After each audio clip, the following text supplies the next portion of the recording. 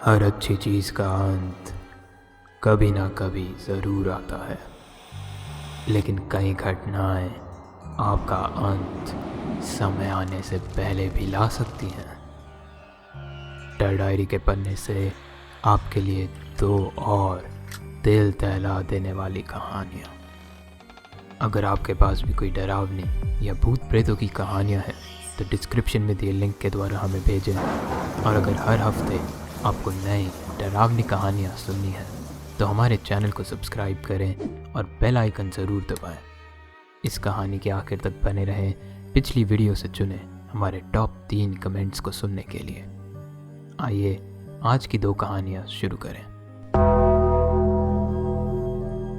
मैं बहुत डरा हुआ हूँ। घबराहट की वजह से मेरे दिल की धड़कन मुझे मेरे कानों तक सुनाई दे रही है। मैं अब कभी भी सो नहीं पाता क्योंकि मुझे ऐसा लगता है कि मेरे सोते ही वो मुझे मार डालेगी। अभी भी वो मुझे मेरी ये कहानी लिखते हुए देख रही है। ये कहानी तब शुरू हुई जब मैं अपने माँ बाप का घर छोड़कर अपने नए घर में शिफ्ट हुआ। मैं अपने पैरों पर खड़ा होना चाहता था, इसलिए बड़ी मुश्किल से मम्मी पापा को मनाकर मैं अपने ही शहर में एक नए घर में शिफ्ट हो गया था। उस दिन मैं बहुत खुश था क्योंकि मैं पहली बार अपने आप अकेले रहने वाला था।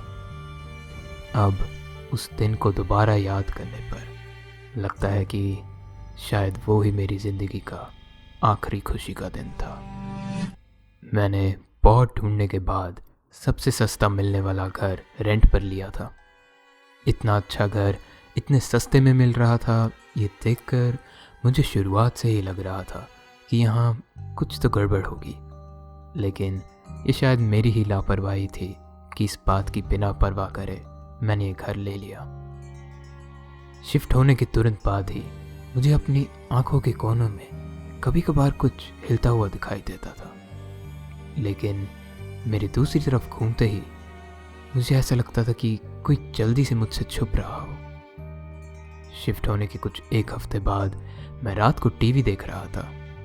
मेरा टीवी मेरे बेड के एकदम सामने ज़मीन पर पड़ा हुआ था। मैं आराम से लाइट्स बंद करके सोने से पहले टीवी देख ही रहा था जब मुझे अचानक ही मेरी आंखों के कोनों पर कुछ दिखाई दिया। मैंने एक झटके से उस तरफ मुड़कर देखा तो मैंने उस अंधेरे से भी काली किसी चीज़ को ज़मीन के अंदर जाते हुए देखा। मुझे मेरी आंखों पर विश्वास नहीं हो रहा था। शायद नींद के कारण वो मेरा वहम था। मैं थोड़ा घबरा ज़रूर गया था, लेकिन अपने मन को बहलाते हुए मैंने यही माना कि मुझे नींद की वजह से ही चीज़ें दिख रही हैं, और मैं बस टीवी बंद करके सो गया। लेकिन अब इस घर में मैं थोड़ा चौकन्ना रहने लग गया था। फिर भी बीच बीच में मुझे आंखों के कोनों से चीज़ें दिखाई देती और मुड़ने पर वहाँ कभी भी कुछ नहीं होता था, पर हर बार वहाँ एक अजीब सी आवाज़ आने लगी थी। लेकिन उस घर में ये सबसे डरावनी चीज़ नहीं थी। उस घर में बिताई पहली रात से ही मुझे हर रात बहुत ही भयानक सपने आ रहे थे। ऐसे सपने जिनके कारण मैं बीच रात चिल्लाते और पसीने से भीगा हुआ उठता था। कभी मुझे अपनी मौत का तो कभी मेरे परिवार और करीबी दोस्तों की मौत के सपने आ रहे थे। हर बार जब मैं डर के मारे एकदम से उठ के आंखें खोलता था तो मुझे वही आवाज़ सुनाई देती थी जो मुझे मुड़ के देखने पर आती थी। कभी कभार मुझे अपने बिस्तर के सामने वही काले रंग की चीज़ ज़मीन के अंदर घुसते हुए भी दिखती थी। मुझे इस घर में शिफ्ट हुए अब 1 महीना होने वाला था, और रात में फिर से कुछ घंटों की नींद के लिए मैं सोने लगा था। इस रात मुझे सपना आया कि मैं और मेरा छोटा भाई नदी में बोटिंग कर रहे थे, जब अचानक ही मेरा भाई पानी में गिर जाता है। मैं उसको बचाने के लिए अपना हाथ आगे बढ़ाता हूँ, पर वो मेरा हाथ पकड़ के मुझे भी पानी के नीचे खींच लेता है। मेरी आंखों के सामने ही मैं और मेरा भाई उस गहरे पानी में डूब रहे थे। जब मेरी आखिरी सांस लेने से पहले ही मेरी नींद खुल गई, मुझे बचपन से ही ना जाने क्यों पानी से बहुत डर लगता था, और मैं अब अपने पसीने से भीगा हुआ एकदम से हांफते हुए उठा। लेकिन इस बार मेरी आंखें खुलते ही मेरी रग रग में खून जम सा गया। मेरे सामने एक 7-8 साल की छोटी सी लड़की बैठी हुई थी, जिसका पूरा शरीर सफ़ेद पड़ा हुआ था। उसके काले कपड़ों पर खून के धब्बे थे और वो मेरी तरफ देखकर एक अजीब तरीके से मुस्कुरा रही थी। मैं चीखना चाहता था, लेकिन मेरे गले से आवाज़ नहीं निकल रही थी। मेरी आंखों के सामने ही मैंने उसे जल्दी से मेरे बेड के नीचे जाते हुए देखा, और मुझे फिर से वही अजीब सी आवाज़ आई जो मुझे हर रात सुनाई देती थी। ये देखने के बाद मुझ में ज़रा सी भी हिलने तक की हिम्मत नहीं थी। मैं जानता था कि इस समय मुझे घर से बाहर भाग जाना चाहिए और अपनी गाड़ी लेकर यहाँ से दूर चला जाना चाहिए, लेकिन डर के मारे मेरे शरीर ने काम करना ही बंद कर दिया था। अगले 10 मिनट तक शौक में वहीं बैठे रहने के बाद मैंने पूरी हिम्मत जुटा के वहाँ से भागने की सोची। जैसे ही मैंने भागने के लिए ज़मीन पर अपना पहला पैर रखा, उसी समय अचानक से ही बेड के नीचे से एक हाथ ने मेरा पैर पकड़ लिया। इस समय मुझे समझ आया कि ये जो कोई भी है, ये मेरे डर पे जी रही है और अपने खाने को वो इतनी आसानी से जाने नहीं देगी। हर रात मेरे डरावने सपनों पर ही ये जिंदा रह रही थी। मैं चाहता तो एक झटके से अपने पैर को छुड़ाने की कोशिश कर सकता था, लेकिन मैं ये भी जानता था कि अगर मैं कामयाब नहीं हुआ तो वो लड़की मुझे मार डालेगी। मुझे इस कमरे में बैठे हुए अब 3 दिन हो गए हैं। मैंने ना कुछ खाया है ना कुछ पिया है। मैं 3 दिन से 1 मिनट भी नहीं सोया। मुझे अब खुली आंखों से सपने आ रहे हैं। मुझे ऐसी चीज़ें दिखाई दे रही हैं जो कि असल में वहाँ है ही नहीं। मुझे अब सपने और असलियत में फ़र्क नहीं पता चल रहा। आप अब सोच रहे होंगे कि आखिर मैं इस सब से बचा कैसे। मैं बचा नहीं। याद है कैसे मैंने शुरुआत में आपको बताया था कि मुझे ये कहानी लिखते हुए भी वो देख रही है। 3रा दिन ख़त्म होने वाला है। मैं प्यास के मारे बेहोशी से मरने वाला हूँ। मैं अब इससे ज़्यादा नहीं सह सकता। मैं अब बस उससे मुझे ज़िंदा छोड़ देने की भीख मांग रहा हूँ। मैं नहीं जानता वो मुझे मार डालेगी या मुझे छोड़ देगी, लेकिन अभी तक तो शायद आप भी ये बात जान चुके होंगे कि मेरा यहाँ से ज़िंदा बचना ना के बराबर है। मैं चीखते हुए अब कमरे से बाहर जाने की कोशिश कर रहा हूँ, यही चिल्लाते हुए कि या तो वो मुझे मार डाले या मुझे छोड़ दे, लेकिन मैं इससे ज़्यादा और नहीं सह सकता। मुझे बिस्तर के नीचे से वो ज़मीन पर रेंगते हुए दिखाई दे रही है। वो मेरी तरफ आ।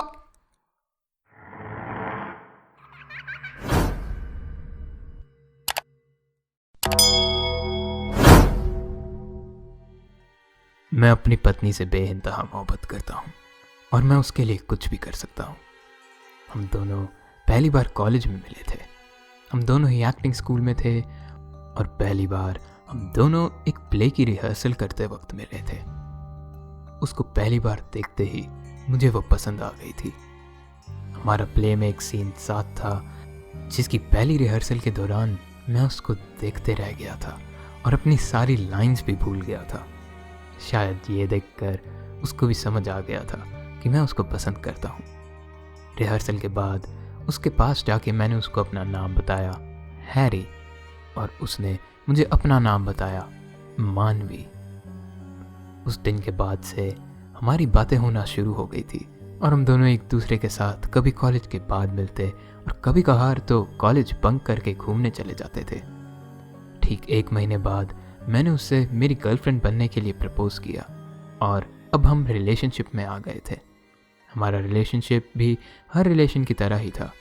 हमारी कभी छोटी मोटी लड़ाई ज़रूर होती, लेकिन हम दोनों ही एक दूसरे के साथ बहुत खुश थे। एक्टिंग स्कूल ख़त्म करने के बाद हम दोनों ने शादी कर ली। शादी के बाद हम दोनों ही काम की तलाश में थे जब हमें एक ड्रामा कंपनी से ऑफ़र आया जो कि पूरे देश में अलग अलग जगह जाके प्लेस करती थी। उनको हमारी जोड़ी काफ़ी पसंद आई और हमें रोल भी एक कपल का ही दिया गया।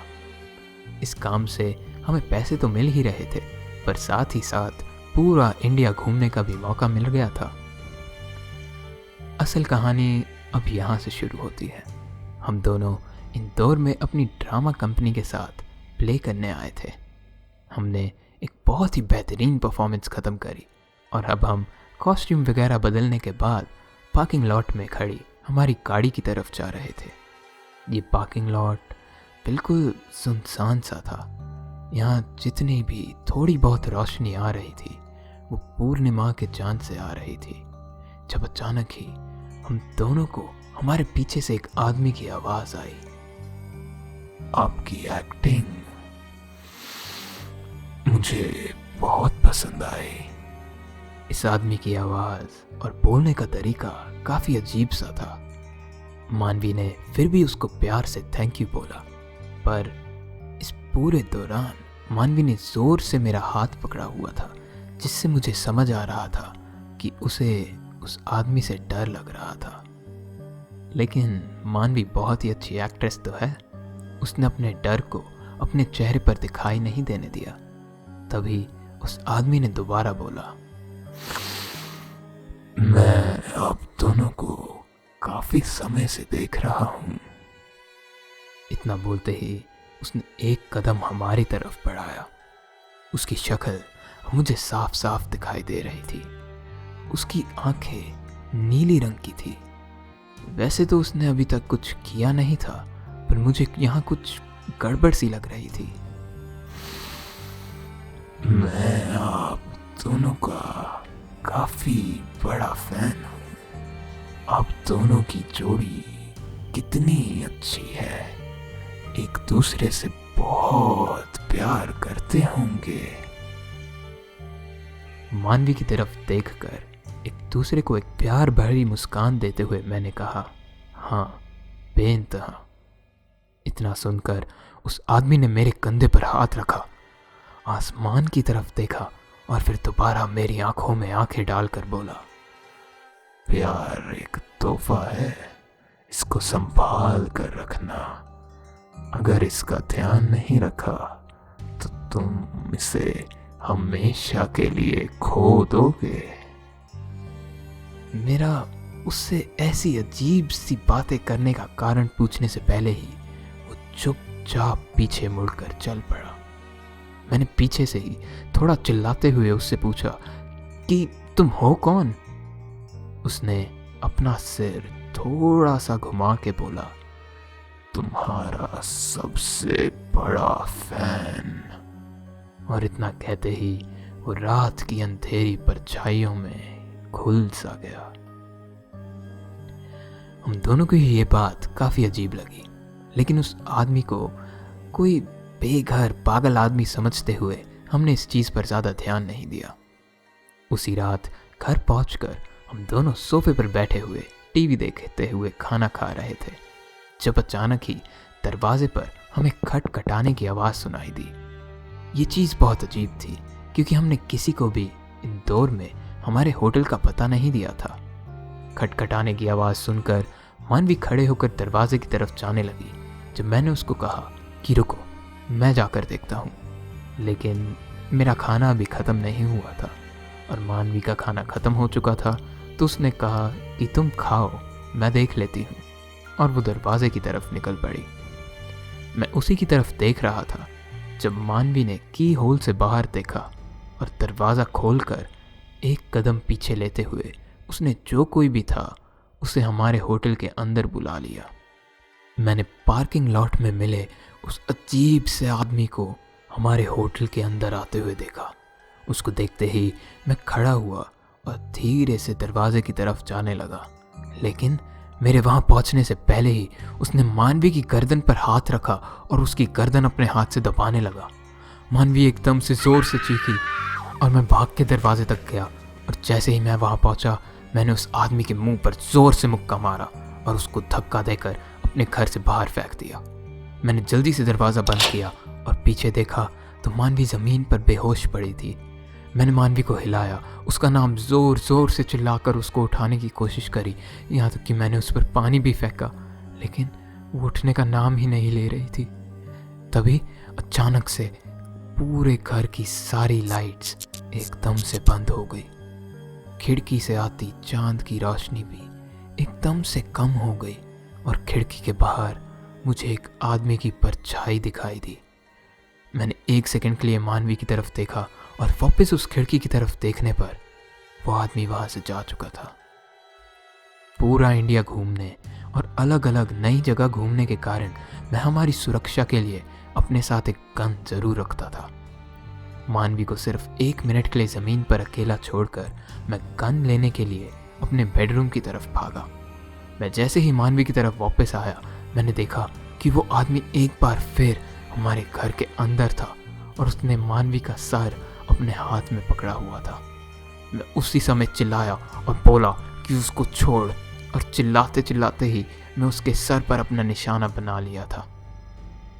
उसने मेरी तरफ देखा और अब उसकी आंखें लाल रंग में चमक रही थी। उसने अपना सर मानवी की तरफ करा और मानवी के और पास जाने लगा। ये देखकर मैंने उस पर गोली चला दी और गोली सीधा जाके उसके सर पर लगी। वो गोली खाकर जमीन पर गिर गया। मैं भाग के मानवी की तरफ गया। मानवी को पकड़ते हुए मैंने उस आदमी की लाश की तरफ देखा, लेकिन अब वहां पर कोई भी नहीं था। मैंने दोबारा मानवी को उठाने की कोशिश करी, लेकिन अभी भी मानवी उठ नहीं रही थी। मैंने अपनी गन रीलोड करी और एक बार फिर से गोली चलाने के लिए बिल्कुल तैयार हो गया था। मैं हाथ में गोली लेकर घर में उस आदमी को ढूंढने लगा। मुझे जब पूरे घर में कोई नहीं दिखा तो मैं मानवी की तरफ वापस लौटा। जब मुझे वही आदमी मानवी के गले पर अपना मुंह लगाए हुए दिखा, उसने सर ऊपर करके मेरी तरफ देखा। उसकी आंखें अभी भी लाल थी। मैं जोर से गुस्से में चिल्लाया और उसकी तरफ भागा। उसने मानवी को जमीन पर फेंका और अपने खून भरे दांत दिखाते हुए बाजुएं खोलकर बस खड़ा हो गया, जैसे कि वो चाहता हो कि मैं उसको गोली मारूं। मैंने बिना समय गवाए गुस्से में लगातार 2-3 गोलियां चला दी। मेरी हर एक गोली उसको लगी, लेकिन वो आदमी वहीं खड़ा होकर जोर जोर से हंसता रहा। मेरी पलक झपकते ही वो आदमी एकदम से मेरे बिल्कुल सामने खड़ा हुआ था और उसने मेरी गर्दन पकड़कर मुझे हवा में उठा लिया। वो अब मेरे एकदम सामने था। मैं देख पा रहा था कि उसकी आंखें लाल रंग में चमक सी रही थी। उसका शरीर सफ़ेद पड़ा हुआ था और उसके पूरे चेहरे की नसें साफ साफ दिखाई दे रही थी। उसके मुंह के अंदर तो बड़े बड़े दांत थे। मेरे हाथ में मेरी गोली अभी भी थी। मैंने हाथ ऊपर करके सीधा उसके दिल पे गोली मार दी, जिससे उसने मेरा गला छोड़ दिया, और फिर बाकी सभी बची हुई गोलियां मैंने उसके सर पर मार दी। वो जोर से दर्द में गुर्राया और ज़मीन पर गिर गया। मैंने तुरंत ही अपनी गन रीलोड करी और मैंने 4 और गोलियां उसके सर पे मार दी। मुझे अब उसकी खोपड़ी के अंदर दिखाई दे रहा था। उसका पूरा दिमाग बाहर गिर रहा था। पूरी ज़मीन खून से भर गई थी। मैं मानवी की तरफ भागा और मैंने उसको फिर से उठाने की कोशिश करी। खुशकिस्मती से इस बार उसने अपनी आंखें खोलनी शुरू करी। ये देखकर मैंने मानो अरसों बाद सांस भरी थी। मैंने मुड़कर उस आदमी की लाश की तरफ देखा, लेकिन एक बार फिर वहाँ कोई भी नहीं था। ऐसा होना नामुमकिन था। ज़मीन अभी भी खून से भरी हुई थी और उस आदमी के दिमाग के टुकड़े तक इधर उधर बिखरे हुए थे। मुझे कुछ समझ नहीं आ रहा था कि ये हो क्या रहा है। मेरे दिमाग में बस बार बार उसका चेहरा और उसकी चमकती हुई लाल आंखें दिखाई दिए जा रही थी। मैंने जल्दी से अपनी गन रीलोड करी और अब मेरे पास सिर्फ आखिरी 7 गोलियां बची थी। मैंने एक कदम आगे बढ़ाया जब अचानक से ही वो आदमी मेरे पीछे से आया और उसने मानवी को पकड़ लिया। अब हम दोनों के बीच में मानवी थी, तो मैं उसको दोबारा गोली भी नहीं मार सकता था। उसने मेरी आंखों के सामने एक बार फिर अपने बड़े से दांतों से मानवी के गले पर काटा। ये देखकर मैं चिल्लाते हुए उसकी तरफ भागा और उसके सर पर गोली रखकर अपनी बची हुई 7 में से 6 गोलियां चला दी। मानवी अब दोबारा बेहोश हो गई थी। वो आदमी भी जमीन पर गिरा, लेकिन अभी भी कुर्रा रहा था। वो मर ही नहीं रहा था। मुझे एकदम से समझ आया कि ये आदमी कोई आम आदमी नहीं, बल्कि एक वैम्पायर था। मैंने मूवीज में और कहानियों में सुना था कि वैम्पायर्स को दिल में लकड़ी के टुकड़े से मार कर ही मारा जा सकता है। मैं भाग के किचन में गया और वहां रखी कुर्सी को जमीन पे मारकर मैंने तोड़ दिया। उस टूटी हुई कुर्सी की एक लकड़ी की टांग लेके मैं वापस लिविंग रूम में आया, जहां वो वैम्पायर उस समय फिर से मानवी का खून पी रहा था। मैंने बिना समय गवाते हुए उसके पीछे से ही उसको लकड़ी से मारा और लात मार के उस लकड़ी को उसके दिल से होते हुए छाती से बाहर निकाल दिया। वो बहुत जोर से चिल्लाया। मुझे अपने कान अपने हाथों से बंद करने पड़े और मेरी आंखों के सामने ही उसका शरीर पूरा काला पड़ गया और फिर एकदम से ही पिघल के एक अजीब से बदबूदार पानी में बदल गया। मानवी को अब होश आ चुका था, लेकिन वो जमीन पर चुपचाप बैठी हुई थी। मैं मानवी की तरफ बढ़ा और जैसे ही मैं उसके पास पहुंचा तो मैंने देखा कि मानवी की आंखें भी हर बीतते सेकंड के साथ गहरे लाल रंग में बदल रही थी। मैंने घबराते हुए 2 कदम पीछे लिए। मुझे कुछ समझ नहीं आ रहा था कि मैं अब क्या करूं। मैं अपनी बीवी से हद से ज़्यादा प्यार करता हूं और मैं उसके लिए कुछ भी कर सकता हूं। मैंने मानवी को जल्दी से पूरी बात समझाई और मैंने उसे बोला कि मैं हर रोज़ उसको थोड़ा सा अपना खून दूंगा, जिससे वो मेरे साथ जिंदा रह पाएगी। लेकिन 3 दिन बाद ही खून की कमी से मैं कमज़ोर पड़ गया था। ना चाहते हुए भी मानवी को जिंदा रखने के लिए मैं हर रोज़ दूर दूर से बेघर लोगों को खाना खिलाने के बहाने से घर लाने लगा, जिनको इस बात का बिल्कुल भी अंदाज़ा नहीं था कि ये उनके जीवन का आखिरी खाना होने वाला है। मानवी उन बेघर लोगों का खून पीकर जिंदा रह रही थी, लेकिन अब हम दोनों ही इन चीज़ों से परेशान आ गए हैं। मानवी भी अब और लोगों की जान नहीं लेना चाहती। मैं मानवी के बिना जिंदा नहीं रह सकता, लेकिन उसका उस तरीके से जिंदा रहना अब नामुमकिन है। आंसुओं से भरी आंखों से मैंने मानवी के दिल पर अब लकड़ी रखी हुई है और मानवी ने मेरे सर पर गोली। 3 की गिनती पर हम दोनों ये सब हमेशा के लिए खत्म करने जा रहे हैं। 1, 2, 3।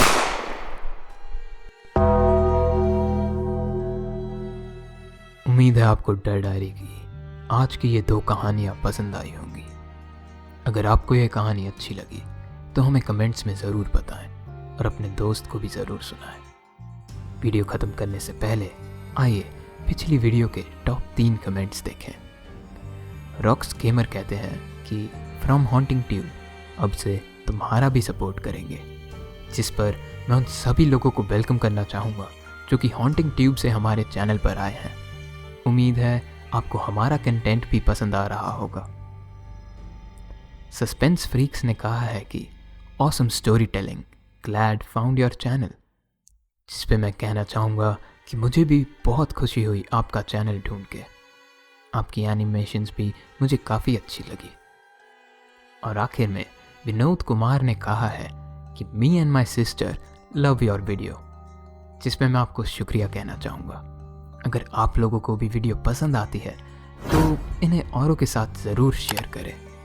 हमारे वीडियो को लाइक, नीचे कमेंट और बेल आइकन दबाना बिल्कुल ना भूलें। अभी के लिए अलविदा और आपसे जल्द ही दोबारा मुलाकात होगी।